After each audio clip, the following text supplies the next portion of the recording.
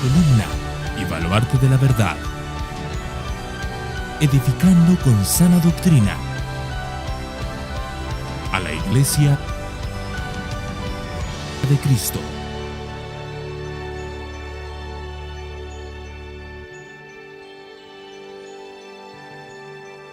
Yo quiero empezar solo la introducción con este primer versículo.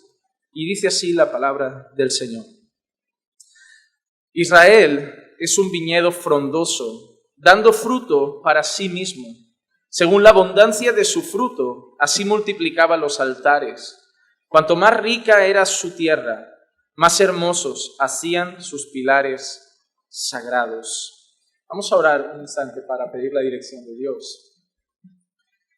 Padre, queremos, Señor, que hables a nuestra vida a través de tu palabra.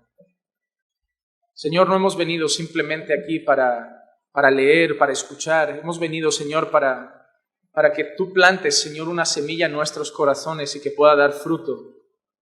Deseamos, Señor, de todo corazón que puedas hablar a lo más profundo de nuestro ser, que puedas traer una enseñanza, Señor, que llegue a lo más hondo de nuestros corazones y que puedas edificarnos, Señor, con tu santa palabra. Que tu Santo Espíritu pueda obrar en medio de nosotros hoy, Señor. Que tú puedas trabajar en el corazón de tu iglesia. Que puedas alcanzar también a pecadores, si esa es tu voluntad para salvación. Pero que todos, Señor, salgan de aquí, Señor, puestos delante de tu verdad. Señor, tu palabra nunca vuelve vacía. Y a pesar, Señor, de los hombres, de la torpeza de los predicadores o la debilidad humana, Señor, tú siempre cumples tu propósito. Porque tú eres el Señor de la palabra. Y yo, Señor, confío que hoy tu palabra, Señor, también cumplirá su propósito. Y eso es lo que yo te pido, en el nombre de Jesús. Amén, amén y amén. Hermanos, antes de empezar a desglosar los puntos que vamos a estar trabajando en este capítulo 10, me gustaría que recordemos de una manera rápida la situación en la que se encuentra esta nación.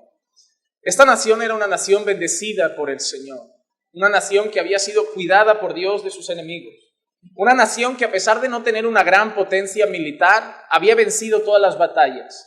Porque no tenían el mejor ejército, el más grande ni el más fuerte, pero Dios iba adelante. Y todas las naciones que rodeaban a esta nación sabían que meterse con ellos era meterse con Dios. Incluso les temían. Nadie osaba asaltar la nación, nadie osaba declararle guerra a la nación, porque sabían que, aunque ellos eran pocos quizá en ejército, aunque eran pocos en número y en potencia militar, ganaban, porque Dios peleaba por ellos.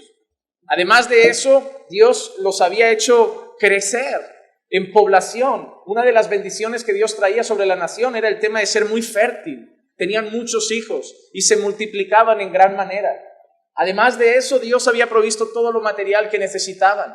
Dios hacía abundar las cosechas, mandaba la lluvia temprana, tardía, regaba los campos y no faltaba alimento. Así que tenemos una nación que nunca perdía una batalla, protegida por el Señor. Abundante en número, abundante en provisión. Lo que pasa es que el corazón de Israel se olvidó de dónde venían todas esas cosas. El corazón de la nación se olvidó de cuál era la fuente de la provisión. El corazón de la nación se olvidó de cuál era la fuente de la protección. El corazón de la nación se olvidó de cuál era la fuente de todo lo que tenían y de todo lo que eran. Y empezaron a ver que alrededor habían otras naciones. Y eran naciones que no servían a su Dios.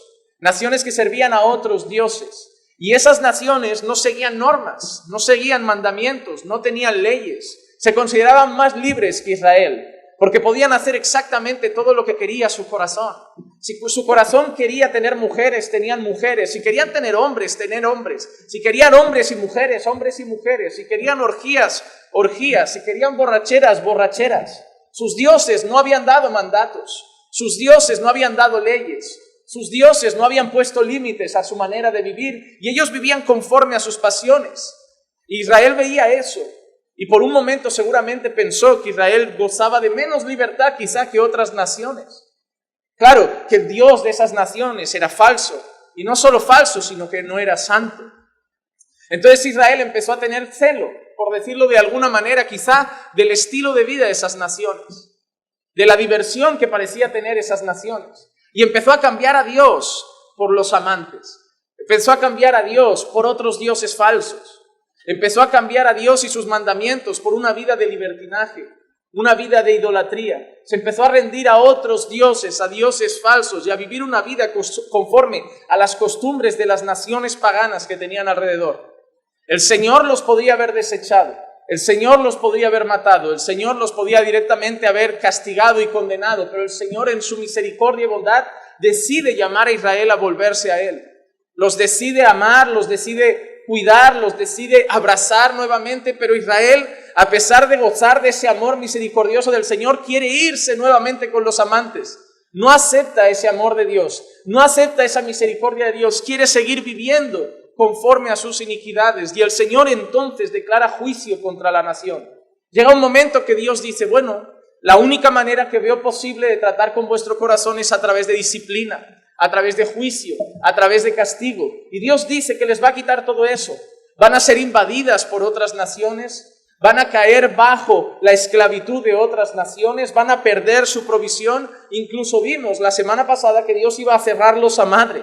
La fertilidad que les hacía crecer como nación la iba a cerrar el Señor. Incluso Dios decía, y si llegan a nacer los niños, los mataré. Así que todo lo que Dios les había dado se lo va a quitar. Y aún así Israel no reacciona. Aún así Israel no se vuelve a Dios. Y esa es la situación que tenemos aquí. Un pueblo que a pesar de ser disciplinado por Dios, no se vuelve a Dios. Y hermano, eso muestra la dureza de nuestros corazones. Porque muchas veces somos igual. Muchas veces estamos pagando las consecuencias del pecado. Estamos arruinando nuestros matrimonios. Estamos arruinando nuestras vidas. Estamos arruinando nuestras familias. Estamos tristes a nivel espiritual. Hemos perdido el gozo en el Señor. Estamos pagando el precio de nuestros pecados y aún así no volvemos arrepentidos al Señor. Creemos quizá como Israel que un día a Dios se le pasará esto y volverá simplemente a darnos gozo y bendición porque sí. Pero Dios no es así, porque Dios no bendice el pecado y Dios no pasa por alto el pecado. El libro de Oseas sí nos enseña que tenemos un Dios tremendamente bueno, un Dios tremendamente paciente, un Dios tremendamente misericordioso, pero un Dios justo. Un Dios justo. Así que nos encontramos en este escenario y vamos a empezar a ver algunas cosas de este capítulo 10 que a mí me duelen. Me duelen sobre todo cuando lleguemos al final. Al principio, el versículo 1 nos muestra la soberbia de la nación. La soberbia de la nación de Israel. ¿Por qué? Mira lo que ha dicho el versículo 1. Israel es un viñedo frondoso, pero mira para quién da fruto. Dando fruto para Dios, dando fruto para el Señor, dando fruto para la gloria del Dios que los cuidaba, dando fruto para la gloria del Dios que los bendecía, dando fruto para la gloria del Dios que los protegía. Israel se había vuelto un viñedo frondoso, pero se daba fruto a sí mismo. Se daba fruto a sí mismo. Según la abundancia de su fruto, mira qué dice, así multiplicaban los altares. Cuanto más tenía Israel, más se volvía a los falsos dioses, más se volvía al pecado. Cuanto más rica era su tierra, más hermosos hacían sus pilares sagrados. Mira lo que nos está mostrando el texto. Nos está mostrando una nación frondosa. La expresión era un viñedo frondoso. Significa abundancia de fruto, bendecido, próspero. Está diciendo que era una nación próspera, pero próspera ¿por quién? Por Dios. Dios había prosperado la nación y ellos, en vez de ver toda esa prosperidad y devolverla a Dios en acción de gracias, porque esa es la actitud del creyente. Nosotros sabemos que todo lo que tenemos viene de Dios y devolvemos eso en gratitud, con una vida de acción de gracias, con una vida de exaltación, con una vida de obediencia, porque reconocemos que todo lo que tenemos viene de Él, por Él y para Él. Pero Israel olvidó eso. Israel no sé si por un momento pensó que era la fuerza de su brazo. Israel no sé si por un momento pensó que era más listo que otras naciones, más inteligente que otras naciones, tenía más dones que otras naciones, era más fuerte que otras naciones y se olvidó que todo venía del Señor. Hermano, no caigas en el error cuando las cosas vayan bien, de pensar que van bien por ti. No caigas en el error de pensar que van bien por ti, por tu trabajo, por tu fuerza, por tu inteligencia, por tu capacidad, porque tú eres un gran emprendedor, porque tú eres un gran profesional, porque tú eres un gran esforzado, porque tú eres, sí, hay que esforzarse, hay que dar lo mejor en el trabajo, hay que dar lo mejor allí donde estemos, pero el resultado es gracia de Dios. Porque hay gente que es buena profesional, hay gente que es esforzada y a veces hay etapas en la vida que no da mucho suceso, que no da mucho éxito, que no da mucho resultado. Porque depende de Dios. Depende de Dios. ¿Tú crees que es la fuerza de tu brazo? Hoy mismo mi espalda me enseña que somos delicados. Yo puedo tener el sermón lo mejor preparado, pero hoy estoy batallando con debilidad física y esto nos recuerda que el que nos levanta de la cama es el Señor. Que si podemos andar al trabajo es el Señor. Que si podemos esforzarnos en el trabajo es el Señor. Que el que hace latir el corazón es el Señor. El que abre nuestros ojos es el Señor. El que hace andar nuestros pies es el Señor. Si tenemos un techo es el Señor. Si tenemos comida en la nevera es el Señor. Si tenemos salud es el Señor. Pero Israel se olvidó y empezó a dar fruto para sí mismo. Israel apartó a Dios del centro y se puso a sí mismo en el centro, hermano. Y no podemos caer en eso, ponernos a nosotros en el centro de nuestra vida. Si tú eres creyente, tú no eres el centro. Tú no vives para ti, ahora vives para Dios. Israel había sido una buena vid. La Biblia en más de una ocasión habla de Israel como un viñedo. El Salmo 80, del 8 al 11, dice, tú removiste una vid ¿de dónde? De Egipto. Está hablando de cuando fueron liberados de la esclavitud y los llama vid. Tú removiste una vid de Egipto, expulsaste las naciones y la plantaste. Limpiaste el terreno delante de ella, echó profundas raíces y llenó la tierra. Los montes fueron cubiertos con su sombra y los cedros de Dios con sus ramas. Extendía sus ramas hasta el mar y sus renuevos hasta el río. ¿Eso no es una vid frondosa? Pero mira qué pasa. ¿De dónde sacó esa vid? De tierra de esclavitud. ¿Quién plantó esa vid? El Señor. ¿Y quién limpió el terreno? Él la saca de esclavitud, Él la planta y Él limpia el terreno. Te aseguro que si tú pones una semilla en un terreno que no está preparado para la semilla, no va a dar fruto. Tienes que limpiar el terreno, trabajar el terreno, fertilizar el terreno. Y el fruto depende del Señor, pero el Señor saca a la vid de Egipto, planta a la vid, limpia el terreno y entonces sí, echó profundas raíces, llenó la tierra. Pero todo lo que viene antes es lo que Dios había hecho para que llenara la tierra, para que echara profundas raíces. El fruto de Israel era gracias al Dios que lo había sacado de Egipto, que lo había plantado en buena tierra, que había echado a las naciones.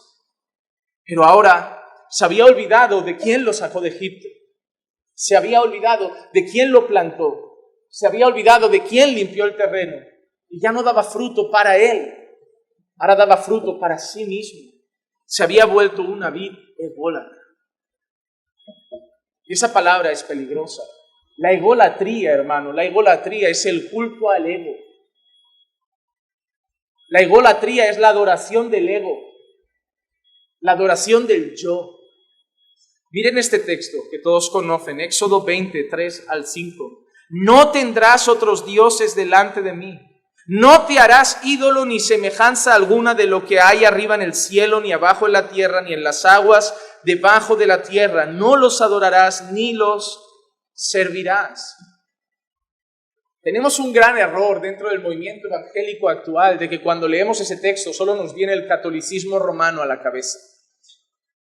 Normalmente yo veo a evangélicos tirarle esos versículos a familia católica, amigos católicos, para decir, no, tus imágenes están mal. Pero hermano, los dioses no siempre son de madera, los dioses no siempre son de yeso, los dioses no siempre son de bronce, ni de oro, ni de metal. Cuando tú te rindes al sexo ilícito, prohibido por Dios, le estás diciendo al sexo que es primero antes que Dios. Para ti es un Dios. Es más, la Biblia habla de un señor llamado dinero. Cuando tú le dices al Señor, no tengo tiempo de orar, no puedo ir a los cultos, no puedo compartir con mis hermanos, no puedo ir a la iglesia, no puedo congregar tampoco este domingo porque tengo que trabajar. Y viven diciéndole al pastor, tengo que trabajar. No me vas a ver 2 semanas porque tengo que trabajar. La semana que viene un día y luego otras 2 tengo que trabajar. ¿A qué se han rendido? ¿Al Dios del trabajo? ¿Al Dios del dinero? La Biblia habla del dinero como un señor. Hermano, a veces es la familia, a veces son los hijos. A veces es el éxito profesional, a veces es el éxito académico. No voy a parar mi vida, voy a parar todo hasta que llegue lo más alto de mi carrera profesional. Ni me quiero casar porque será un estorbo, ni quiero tener hijos porque será un freno. Cuando llegue a lo más alto de la pirámide académica y profesional, ahí le daré paso a otras cosas como familia. Pero primero quiero llegar al iceberg, a la punta del iceberg de mi carrera profesional. Ok, ya sabemos para lo que vives. No es Dios, no es la familia, eres tú y tu éxito. Los dioses no siempre son de metal, no siempre son de madera. La fábrica creo que fue Calvino el que dijo en una ocasión, el corazón de los hombres es una fábrica de ídolos. Tenemos que guardarnos constantemente. El mismo apóstol Juan, en lo que estamos estudiando, por ahí nos va a decir, guardaos de los ídolos, guardaos de los ídolos. Israel se empezó a hacer ídolos y empezó a hacer el culto al peor ídolo de todos, a uno mismo. Cuando tú pones a Dios en segundo lugar porque tu cansancio va primero, tu descanso va primero, tu tiempo libre va primero, le estás diciendo a Dios, Señor, aunque yo el domingo cante que no vuelvo atrás, aunque yo el domingo cante Jesús es todo para mí, la realidad es que no, Señor. Por eso un buen predicador dijo que el día que más mienten muchos creyentes es el domingo. Cuando cantan están mintiendo muchos. Porque muchos acaban de cantar como si estuvieran en un karaoke sin pensar en lo que están cantando. Han cantado, Jesús eres todo para mí, pero en cuanto salga hoy por esa puerta, tú ya hasta la semana que viene no apareces. Hermano, esa es la realidad. La realidad es que el ídolo más adorado por los hombres es ellos mismos. Mi felicidad, mi alegría, mis sueños, mis propósitos, mi descanso, mi paz. Todo yo soy el centro y cuando yo esté bien, ya oraré. Y cuando yo esté bien, ya leeré la Biblia. Y cuando yo esté bien, ya iré a la iglesia. La iglesia que espere, la Biblia que espere, la oración que espere, porque ahora yo estoy mal. Y el mundo tiene que saber que estoy mal. Y si yo estoy mal, el mundo se debe parar. Y cuando yo esté bien, ya haré lo que tenga que hacer. Ya buscaré a Dios. Ya haré mis compromisos. Pero primero yo. Y lo peor es que hay muchas iglesias que predican eso. Porque yo he visto iglesias decir en este versículo que dice, ama a tu prójimo como a ti mismo. Yo he visto iglesias decir, primero tienes que amarte tú para luego poder amar a tu prójimo. Digo, no, ya se ama a la gente demasiado. Ya se ama a la gente demasiado. Si el gran problema del hombre es exceso de amor propio. Si lo que hay que decirle al hombre no es que se ame más, es que se niegue más. Es que se niegue un poco. Es que deje de ponerse en el centro del universo como si cada uno de nosotros fuéramos el ombligo del mundo. Y pongamos a Dios en su debido lugar. Yo no quiero ser, hermano, una vid que da fruto para sí. Quiero ser una vid que da fruto para Dios. Yo no quiero decirle a la gente que Dios es lo primero y luego que vean mi vida, cómo organizo mi agenda, cómo organizo mi tiempo, cómo organizo mis días y digan, no, Dios no es lo primero. Dios es para tus ratos libres. Yo no quiero que la gente me vea un cristiano de ratos libres.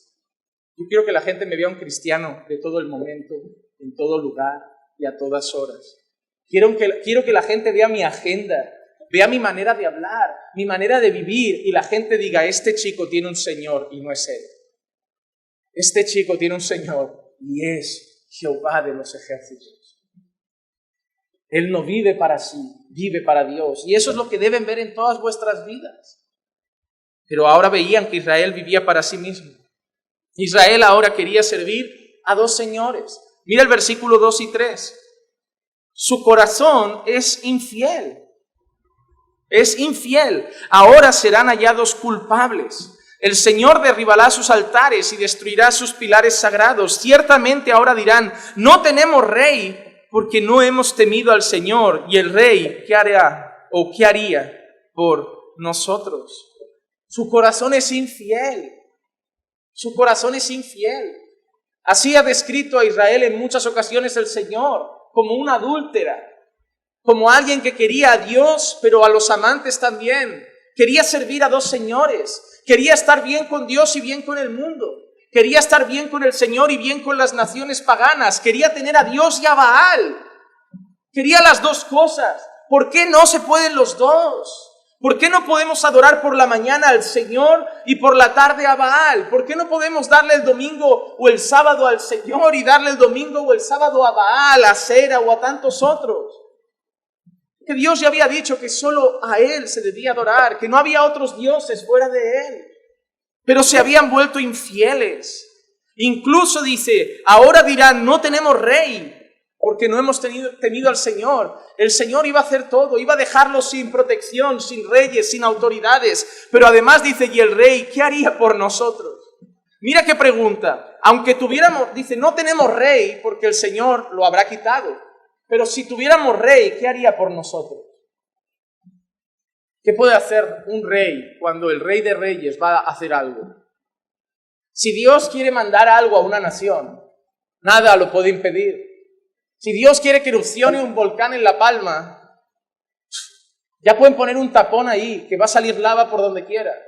Y si Dios quiere que al mismo tiempo, un día después o dos, erupcione un volcán en Guatemala, otro por allí, y si mañana quiere poner otro a hervir en Hawái, lo hace. Y si de golpe quiere mandar un tsunami, lo manda. ¿Y sabes qué podrán hacer los gobiernos? Encerrarse en un búnker y esperar a ver cómo resolvemos luego la catástrofe. Porque la catástrofe no se podrá impedir. Porque si el Señor quiere obrar, nadie puede impedirlo. Se pueden ser reyes, príncipes o gobernadores. Pueden ser las mayores potencias mundiales. Si Dios dice, va a pasar esto, no hay rey que lo impida, para bien o para mal. Si Dios decide bendecir, no hay nadie que lo impida. Pero si Dios decide castigar, no hay nadie que lo impida. Porque siempre escuchamos en los altares decir, hermano, lo que Dios va a hacer contigo, ni el infierno lo podrá impedir. Ok, yo lo creo. Si Dios va a hacer algo contigo, ni el infierno lo podrá impedir. Ese mensaje está muy bonito, pero la otra historia también es cierta. Hermano, si Dios te quiere humillar y si Dios te quiere disciplinar, nadie te va a poder librar de su mano. Tu cara va a acabar en el polvo. Eso no se dice porque nos gusta solo la parte bonita de lo que Dios puede hacer. Pero la realidad es que tenemos un Dios que a Israel lo había hecho frondoso, pero ahora le iba a cortar las ramas. El mismo Dios que hace que salgan flores es el mismo Dios que decide también el tiempo de la poda. Si el árbol se está pudriendo, el agricultor debe podar. Y el mismo árbol que estaba lleno de ramas va a acabar solo con un tronquito. Y eso es obra del Señor. ¿Por qué? Se habían vuelto infieles. Primera de Reyes 18:21 dice, Elías se acercó a todo el pueblo y dijo, ¿hasta cuándo vacilaréis entre dos opiniones? Si el Señor es Dios, seguidle. Y si Baal, seguidle a él. Pero el pueblo no respondió ni una palabra. ¿Ven? Elías se planta ante el pueblo y les dice, mira, hasta aquí. Solo podéis elegir a uno. ¿Queréis a Dios? Que sea Dios. ¿Queréis a Baal? Que sea Baal. Pero no se puede navegar en dos opiniones. Pero el pueblo, ¿qué respondió? Nada. Nada. El Señor Jesús lo dice de otra manera en Mateo 6:24. Nadie puede servir a dos señores. ¿Por qué? O aborrece a uno y ama al otro, o se apega al uno y desprecia al otro. No podéis servir a Dios y al dinero y a las riquezas. Jesús está haciendo lo mismo que Elías. Elías dice, mira, no podéis navegar entre dos opiniones. Si queréis servir a Dios, que sea Dios. Pero si queréis servir a Baal, que sea Baal. Jesús hace lo mismo. Si queréis servir al Señor, servir al Señor. Y si queréis servir al dinero, vivid para el dinero. Pero no juguéis en dos bandos. Hermano, no os engañéis a vosotros mismos. Debemos examinar nuestro corazón cada día para saber qué rige nuestra vida. Hermano, párate cada día en casa, solo toma 10 minutos preguntarte qué mueve mis pies en esta vida. Mañana es lunes y vais a tener la agenda de lunes a domingo organizada. ¿Cuál ha sido la punta más importante para determinar la agenda? El trabajo, el dinero, una persona, un hijo, una novia, un marido. ¿Qué ha determinado vuestra agenda? Y mira tu agenda de lunes a domingo y pregúntate en qué parte está Dios como prioridad. Y recibe esto del Señor. Deja de jugar a dos bandos. Hermano, esto si lo dices en la iglesia suena muy feo. Pero el mundo o Dios, hermano. Si quieres a Dios, que sea Dios. Y si quieres el mundo, ve. Ve y regocíjate. Ve y fórrate, que trabaja tanto que te puedas comprar un Maserati y 2 casas en la playa y puedas tener 4 negocios y vestir solo de Gucci. Porque va a ser el mismo destino que si juegas a dos bandos. Porque a los tibios los va a vomitar de su boca. Yo lo digo por tu bien. Si alguno ahora se enfada y dice, el pastor entonces dice que mejor me vaya al mundo que me quede en la iglesia. No te estoy diciendo que mejor te vayas al mundo. Te estoy diciendo que para jugar con Dios el destino es el mismo. Claro que prefiero que sea Dios, pero que sea totalmente Dios. Yo lo que no quiero es que mañana te lleves sorpresas y me mires a mí como diciendo, y tú no me avisaste. Tú no me avisaste que así la cosa iba a acabar igual que en el mundo. Y yo decir, ay, lo siento, es que no quería herir tu sensible corazón. No, pues yo tengo que avisar. Yo tengo esa responsabilidad. Y la realidad es esta, no se puede servir a dos señores. Hermano, no es Dios el que come de las migajas de la mesa. Somos nosotros el que vamos a la mesa de Dios a comer, aunque sean migajas. Pero Dios no merece nuestras migajas. ¿Recuerdas la escena de esa mujer desesperada que era capaz de comer migajas? Tú y yo somos esa mujer. Tú y yo no somos los que estaban a la mesa. Tú y yo somos los que corren a por las migajas. Pero algunos creen que están a la mesa y es Dios el que está abajo recogiendo las migajas de nuestra vida. Hermano, no se trata, yo no te estoy diciendo nada mío, te estoy citando versículos, te estoy citando la palabra de Dios. Lo que te está diciendo algo esta mañana es el Señor, no yo. No son mis versículos, son las palabras de Dios. Así que no debemos darnos culto a nosotros mismos. No debemos servir a dos señores. Número 3, el tercer pecado marcado de Israel en el versículo 4, la hipocresía religiosa. Pero uno va con otro. ¿Por qué? Cuando vives para ti y ya no vives solo para Dios, tu vida espiritual es mera hipocresía. Te vuelves un actor evangélico. Cuando ya no vives para Dios, sino que vives para ti y trabajas para dos señores y ya no eres fiel solo a uno, ahora tu vida espiritual es solo una actuación. El domingo vienes aquí al culto, pero ahora vas a ir a casa a hincharte la cara de bebida. Porque ese eres tú en realidad. Luego vas a ir a casa y vais a pelear como dos fieras en el salón. Luego vais a ir a casa y vais a pasar absolutamente toda la tarde viendo tele, películas, series. Porque ya habéis dado suficiente a Dios, ¿no? 1:30 a Dios, ¿qué más quiere? De 24 horas, 1:30 debe estar contento. 8 para dormir, 1:30 para el Señor. Y por lo menos 7, 8 tiene que ser para Don Netflix, ¿no? Pero luego le voy a decir a la gente, Cristo es todo para mí, no vuelvo atrás, no vuelvo atrás. No, Cristo es un rato para mí. Cristo son unos minutos para mí. ¿De verdad es todo para ti? Yo no digo que no veas Netflix. Esta tarde, si quieres ver una película en familia, disfrútala. Pero creo que hay más tiempo. Puedes ver la película, puedes hacer otras cosas. No todo es un culto, Pero hay muchas cosas edificantes que se pueden hacer donde Dios puede ser el centro. Solo quiero que tu corazón no piense en Dios hasta las 11:30 y se vaya. Quiero que tu corazón piense en Dios todo el día. Quiero que reconozcas que si estás aquí hoy es por Él. Que no acabemos viviendo una vida hipócrita y religiosa de cumplir con un culto, pero luego ser otras personas fuera. Mira qué dice el versículo 4. Hablan meras palabras, hacen pactos con juramentos vanos y el juicio brotará como hierbas venenosas en los surcos del campo. Hablan meras. Israel decía que amaba a Dios. Israel decía que el Señor era su proveedor, el Señor era su guardián, el Señor era su protector, pero al Señor las palabras de Israel le sonaban vanas. El Señor no le convencían, porque mira que dice Isaías 29:13.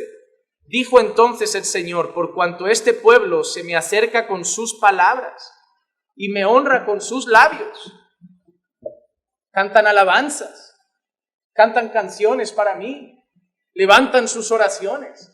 Pero mira que dice, pero aleja de mí su corazón. Y su veneración hacia mí es solo una tradición aprendida de memoria. Hermano, esto es muy interesante. Porque el Señor no dice que no le cantan. El Señor no dice que no levantan alabanzas. El Señor no dice que no oran. El Señor no dice eso. El Señor dice que eso lo hacen, pero su corazón no está ahí. Dios dice dos cosas del culto de Israel. Uno, el corazón no está. Y dos, que lo hacen como una tradición aprendida de memoria. No hay nada peor que cuando la cultura, la religión, ir a la iglesia, participar de un culto, se vuelve una tradición. ¿Tú sabías que Hitler iba a la iglesia? Tú vas a ver fotos en internet de Adolf Hitler saliendo de una iglesia, saliendo de un culto. Hitler. Podías tranquilamente cantar a Dios un rato el domingo y abrazar vivos a miles de judíos 2 horas después. No pasaba nada. Él era tradicional. Tenía que ir a la iglesia. Hermano, hay gente que no busca a Dios ningún día, pero el domingo no va a la iglesia. El domingo su corazón le dice que tiene que ir. Porque si no voy a la iglesia, la gente me va a llamar desviado, en el sentido de la fe. Si no voy a la iglesia, ya se va a notar demasiado, ¿no? Que no soy creyente. Porque ya no busco a Dios en casa. Si encima no aparezco por el culto, la gente va a notar que yo no ando fino. Entonces acabamos viniendo porque tenemos que venir. Otras personas, como ya han hecho sus amigos en la iglesia, sus colegas en la iglesia, y han hecho su vida un tiempo en la iglesia, tienen que venir, porque si no el domingo se quedan solos. Entonces vienen y ahora acabará el culto y pescarán a alguien para pasar la tarde juntos. Pero no querían venir a adorar, querían venir a buscar a alguien con quien pasar la tarde. Y estarán al menos tomando un café y divirtiéndose la tarde, pero no estarán solos. Al final la iglesia para algunos es un lugar de encuentro. Para otros es un lugar de tradición, así como el católico va el domingo a misa, ahora me volví evangélico, voy el domingo al culto. La cuestión no es lo que hacemos. La cuestión es cómo está nuestro corazón cuando lo hacemos. ¿Qué cristianismo es ese? Y me toca ser el malo. Pero te voy a decir una cosa, voy a ser el malo. Porque hay dos tipos de padre y los he visto en la iglesia. Los que no son el malo y sus hijos son unos malcriados que solo les hacen pasar vergüenza. Y el padre que no cae muy bien a sus hijos, pero el hijo es disciplinado y llega a tener futuro. Pues yo no voy a ser el pastor malcriado de niños que van a estar todos aquí corriendo por la iglesia y todos callados, los móviles sonando y todos callados, medias caras dormidas y todos callados, la mitad bostezando y todos callados, la mitad dando un culto hipócrita y todos callados, porque así los nenes no se enfadan, porque yo quiero que mis hermanos me quieran. Necesito el amor de mis hermanos. Y que no digan, yo prefiero al otro que es más suave. Prefiero que me odies 2 años y que cuando tu vida esté bien con Dios me digas, pastor, gracias. Gracias por no dejar que perdiera el tiempo. Gracias por no dejar que le diera a Dios cualquier cosa. Ahora nuestra vida está bien con Dios. Necesitábamos que nos pusieran las pilas. Y yo sé que no lo vas a hacer el primer día porque ninguna disciplina es motivo de gozo al principio. Pero mañana da fruto. Mañana da fruto. Hermano, yo no quiero ni que seas el centro de tu vida, ni que te muevas entre 2 señores, ni que le ofrezcas un culto hipócrita al Señor solo de labios. Yo quiero que te des por completo a Dios. Porque Él se dio por completo a ti. Él dio todo. Él dio su sangre. No le podemos dar nuestras migajas. Hermano, tu vida espiritual puede mejorar tremendamente, pero tú tienes que examinarte y reconocer cómo estás organizando tu vida. ¿Cuánto es de prioritario Dios para ti? Dios debe ser lo primero.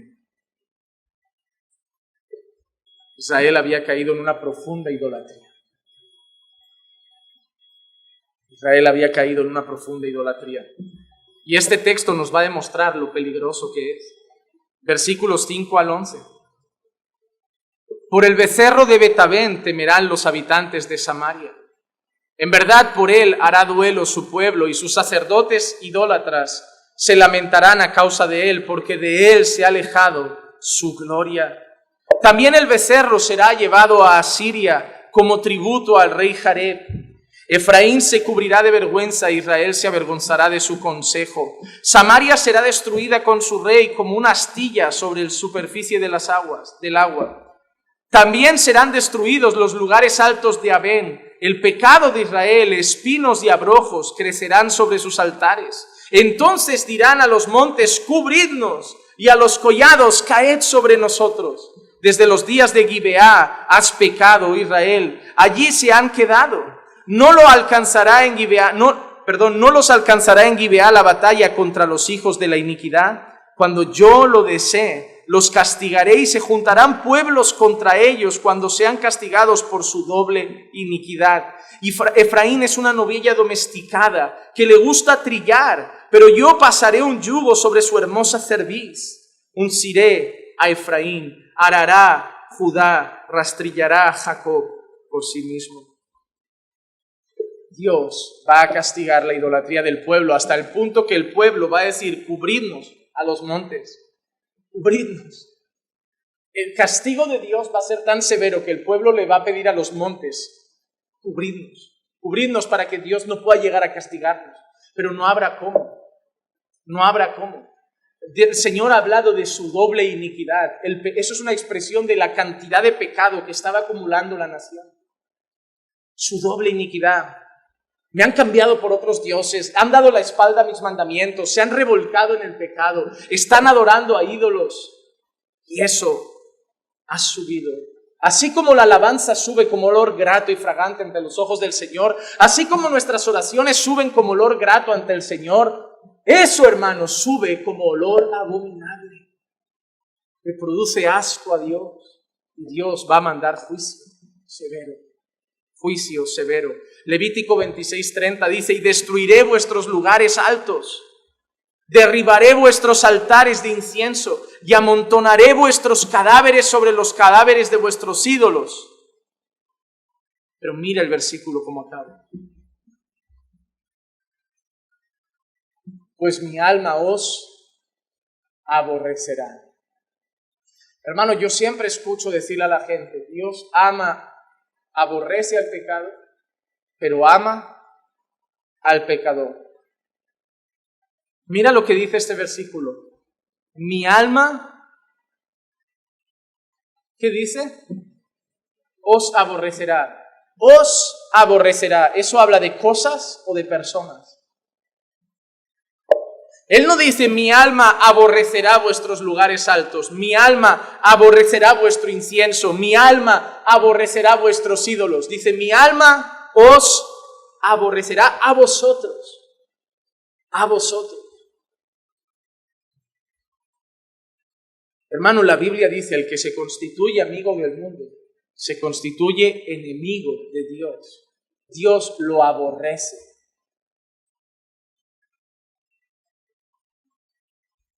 Hermano, cuando tú ves a una persona que le da la espalda a Dios, deja de imaginar a Dios llorando detrás de esa persona, por favor. Eso no es lo que enseña la Biblia. La gente le habla al pecador como si Dios fuera llorando detrás de ellos. Como si el Señor fuera suplicándoles, por favor, abridme la puerta de vuestro corazón. Sin vosotros no sé vivir. Yo no soy feliz si no estáis cantándome. Eso no lo muestra la Biblia. ¿En qué parte de la Biblia dice que Dios es un caballero? ¿En qué parte de la Biblia dice que Dios anda detrás de los hombres llorando, implorando que por favor le adoren? Pero yo veo partes en la Biblia que dice, si vosotros no queréis hacerlo, las piedras lo harán. Hermano, Dios no te necesita. Métete esto en la cabeza, Dios no te necesita. Porque tú y yo existimos desde hace un tiempo, pero en la eternidad Dios estaba completamente solo. Antes de que Dios dijera, haya luz, ¿qué es lo que había?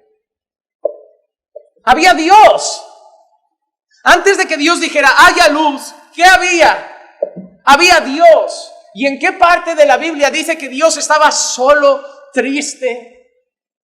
O ves en Génesis el primer versículo diciendo, y Dios vio que no era bueno estar solo y se hizo unas ayudas idóneas para él.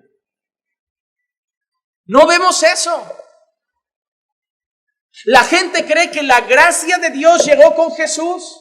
La gente cree que la gracia de Dios llegó con el perdón de los pecados. Hermano, la gracia de Dios llegó con haya luz.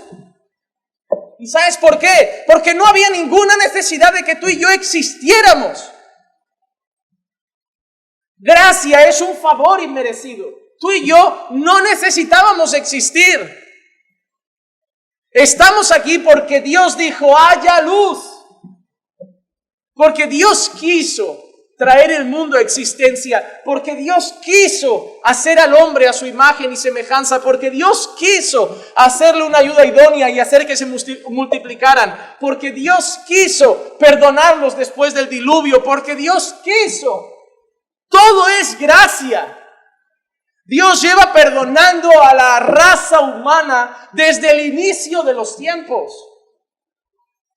Merecíamos la muerte, merecíamos condenación, no merecíamos ni tan siquiera existir. La pregunta no es por qué hay maldad en el mundo si Dios es bueno. Hermano, es evidente, es porque tú y yo estamos en el mundo. La maldad en el mundo no es evidencia de ausencia de Dios, es evidencia de presencia humana. En el mundo el que viola no es Dios, somos nosotros. No son los animales los que trafican con órganos, no son los animales los que hacen trata de blancas, no son los animales los que venden drogas, no son los animales los que se prostituyen, somos nosotros. En el mundo hay mal, no porque Dios no está, es porque estamos nosotros. ¿Quieres que Dios erradique el mal del mundo? Dile a Dios tú también, porque tú también eres malvado, yo también lo soy. No hay nadie bueno. Si Dios decidiera quitar el mal del mundo, te aseguro que no quitaba a los leones, no quitaba a los tiburones, no quitaba a las ballenas, nos quitaba a nosotros. Nos quitaba a nosotros. Pero eso es gracia. Eso es gracia. Pero la Biblia dice en Apocalipsis que va a llegar un día en que va la gente a decir que nos cubran los montes, porque el día del juicio llegará. Llegará el día del juicio. Pero hermanos, ahora vemos a este pueblo así. Y nosotros no somos quizá ese pueblo, pero con todo lo que he dicho, espero que examinando nuestros corazones veamos que podamos estar cayendo en algunos pecados así. Pero Dios es bueno.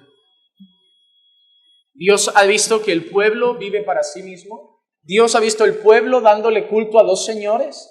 Dios ha visto el pueblo viviendo una vida hipócrita, pero Dios es bueno. Yo no, Yo no, porque a lo mejor yo acababa el mensaje aquí. Pero Dios es bueno. Y el mensaje no acaba aquí. Porque en el versículo 12 Dios hace una invitación al pueblo. Sembrad para vosotros según justicia y segad conforme a la misericordia. Romped el barbecho, porque es tiempo de buscar al Señor hasta que venga a enseñaros justicia. ¿Saben lo que está haciendo el Señor con esa frase? El Señor le está diciendo al pueblo, todavía no os he matado, todavía hay tiempo. Eso es lo que el Señor está diciendo. El Señor, hermano, ¿no te has dado cuenta de los últimos sermones? Todos los capítulos han sido no amenazas, pero avisos de Dios. Llevamos como 4 sermones hablando de lo mismo. El Señor lleva rato y rato diciéndole al pueblo, por esto, esto y esto, te voy a hacer esto. Por esto, esto y esto, te voy a hacer esto. Por esto, esto y esto, te voy a hacer esto. Y sigue hablando y sigue hablando. Y llegamos al versículo 12 y dice, si sembráis justicia, y la palabra justicia aquí es hacer la voluntad de Dios. Es decir, si os volvéis de vuestros caminos, si empezáis a hacer ahora lo correcto, vais a sembrar, vais a recoger misericordia. Dice, es tiempo de buscar al Señor. A lo mejor tú hoy eres aquel que está viviendo para sí. A lo mejor tú eres hoy aquel que está viviendo para 2 señores. A lo mejor eres tú hoy aquel que está siendo un poco hipócrita en su profesión de fe. Pero ¿sabes lo que dice el Señor? Es tiempo de buscar al Señor. Todavía no te ha matado. Todavía hay latido en tu corazón. Todavía hay aire en tus pulmones. Todavía estás respirando. Todavía hay tiempo. El Señor nos invita hoy a convertirnos. El Señor nos invita hoy a decir, todo eso puedo traer, pero hay tiempo. Hay tiempo de que en vez de recibir el juicio, recibáis la misericordia.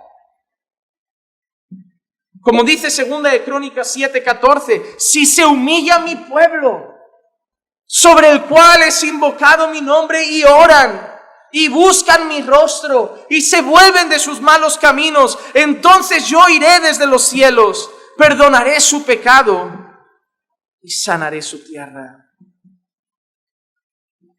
Hoy es tiempo de buscar al Señor. Hoy es tiempo de, hermano, quítame de aquí. Quita la cara de un hombre enfadado, que solo trae mensaje de juicio. Es lo que está en Oseas. En Jonás igual traeré otra cosa. En Nehemías hablaremos de la reconstrucción de murallas y otras cosas. Pero en Oseas es lo que nos ha tocado. Y Dios sabe por qué.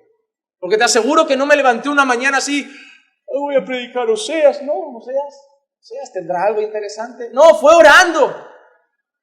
Fue pidiendo dirección a Dios.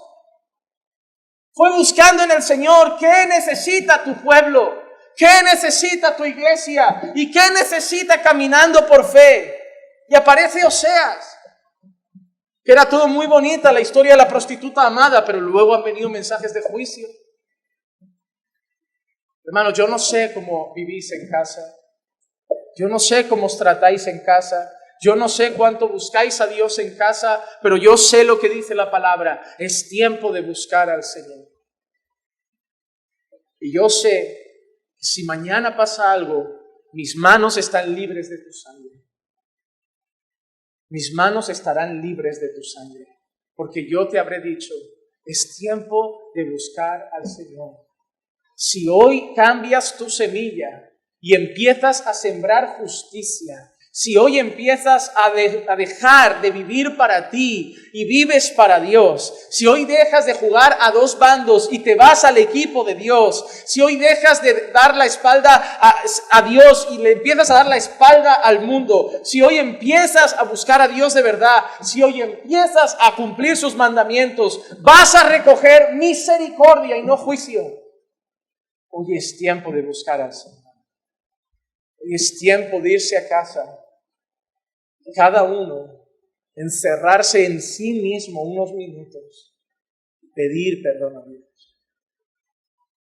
Hoy es tiempo de que muchos maridos vayamos a casa a decir, en mi casa no eres lo primero, porque yo que soy el cabeza, no te tiene lo primero. Hoy es día de muchas hermanas ir a casa y decirle a Dios, no eres lo primero, si no mi carácter no sería así.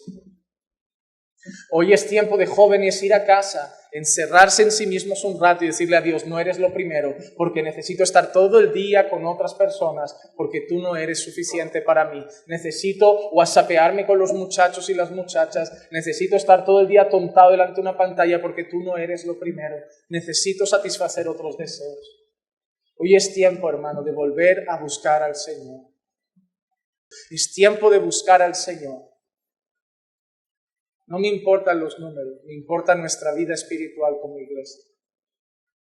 Preferiría solo un culto lleno de gente encendida de Dios que 2 cultos llenos de personas que de labios le honran, pero su corazón está lejos de Él. Y no estoy deseando que nos quedemos la mitad. Estoy deseando que los 2 cultos estén llenos de personas que buscan al Señor de todo corazón. Porque te digo una cosa, viviremos el avivamiento que anhela mi alma y que creo que puede hacer tanto bien a este país para su gloria, para la gloria del Señor. Pero debemos buscar al Señor. Todos y todas debemos buscar al Señor. Pero el texto no termina aquí. Claro, ahora lo bonito sería terminar aquí, pero no termina aquí. Porque el Señor le ha dicho a Israel, es tiempo de buscar. El Señor le ha dicho a Israel, cambia de sembrar eso y empieza a sembrar justicia. Pero ¿sabes qué ha hecho Israel? Es como si yo hubiera estado aquí delante tuyo, te he dicho esto y tu corazón por un instante ha dicho, verdad, pero vas a salir y vas a hacer lo mismo. Eso es lo que ha pasado con Israel. El Señor les ha dicho, viene juicio, pero si cambiáis la semilla, recibiréis misericordia. Pero ¿sabes qué ha hecho Israel? Señor, el discurso súper guapo, el discurso súper bueno, tu amor incondicional, la oportunidad que nos brindas maravillosa, pero ¿sabes qué, Señor? No, se está demasiado bien en este comodismo, se está demasiado bien en esta vida así. No, Señor. Versículo 13 al 15. Habéis arado iniquidad, habéis segado injusticia, habéis comido fruto de mentira, porque has confiado en... ¿En qué han confiado? El mayor error del hombre es este. Dios habla, pero el hombre sigue confiando que no, que Él tiene un mejor camino para él. El Señor dice, buscad primero el reino de Dios y su justicia, y las otras cosas serán añadidas. Pero el hombre no, el hombre cree que no. Eso debe ser mentira, no debe ser tan fácil. ¿Cómo va a ser eso de que yo busco primero a Dios y luego Dios me cuida y suple necesidades? No, mejor yo vivo para el trabajo. Y luego le digo a la gente que eso es de Dios también. ¿Por qué? Porque en el fondo no creemos sus promesas. En el fondo creemos que nuestro camino es mejor. Porque has confiado en tu camino, en la multitud de tus guerreros, se levantará un tumulto entre tu pueblo, y todas tus fortalezas serán destruidas, como Salmán destruyó a Betarbel el día de la batalla, cuando las madres fueron despedazadas con sus hijos. Así os será hecho en Betel, a causa de vuestra gran iniquidad. Al amanecer, el rey de Israel será totalmente destruido. ¿Alguien sabe por casualidad qué significa Betel?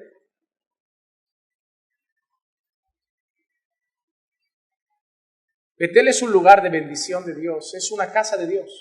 Betel es casa de Dios. ¿Saben dónde va a ser instruido, dónde va a ser destruido el pueblo? Betel. Verás un montón de iglesias por el mundo que se llaman Betel, se pone el nombre Betel. Es un nombre bíblico y que tiene un significado muy bonito. Hay iglesias, ministerios que se llaman Betel, está bien, pero ¿saben dónde va a destruirlos el Señor? ¿Por qué Dios decide destruir a alguien en Betel? El mismo lugar que había sido el refugio, el mismo lugar donde el Señor los cuidó, el mismo lugar donde el Señor los proveyó, el mismo lugar, es el mismo lugar donde el Señor los va a castigar. Porque ellos van a recordar que había en Betel. Ellos van a recordar por qué se llama Betel. Ellos van a recordar qué significaba Betel y van a ver lo que ahora se ha vuelto Betel. El Señor hace unas cosas peculiares en el Antiguo Testamento, y es que muchas veces castiga al pueblo en los lugares donde había bendecido al pueblo, para decirle al pueblo que están siendo castigados por ellos, no por Él, porque Él los había bendecido ahí mismo, pero ellos lo perdieron. Dios te da una familia y tú mismo la ves destruirse, para que tú recuerdes que Dios te la dio y tú la tiraste a la basura. El Señor te ha puesto, mira, en una familia, en un país y hasta en una iglesia, que tienes todo para crecer en el Señor. Si lo echas a la basura, será tu culpa. Pero lo más triste de esto es que nuestro Dios es muy bueno, hermano. Les da oportunidad y oportunidad y oportunidad, pero ¿sabes qué deciden hacer? Seguir su camino. Hoy Dios te da una oportunidad. Hoy Dios te da una oportunidad. Pero tú decides si quieres seguir tu camino.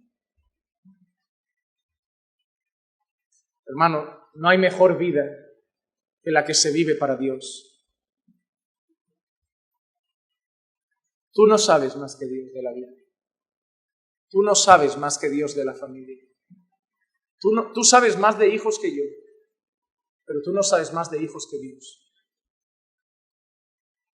Aquí todos sabemos de mucho, pero quien sabe de verdad es Dios. Dejemos de pensar que nosotros sabemos cómo se vive una vida, dando consejos a la gente de mira, el matrimonio es así, los hijos así, la de esto así. Vamos a dejar que Dios dé el consejo. ¿Saben por qué lo llamamos consejería bíblica? Porque el consejo que damos no parte de nosotros, parte de la Biblia. La gente no necesita saber lo que yo creo del matrimonio, lo que yo creo de los hijos. La gente necesita saber lo que Dios, que ha creado todas las cosas, dice de eso.